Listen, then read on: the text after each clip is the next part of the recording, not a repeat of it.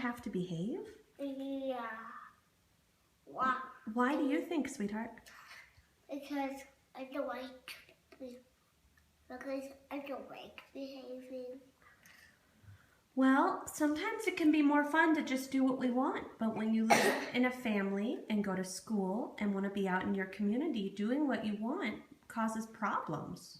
You have to learn to behave so that you can be safe around other people and know how to make friends and know how to be a good member of the family.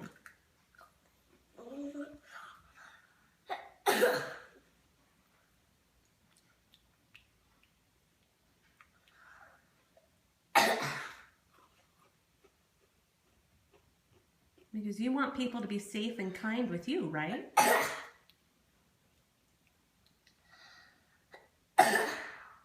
Do you want other people to be safe and kind with you? Yeah.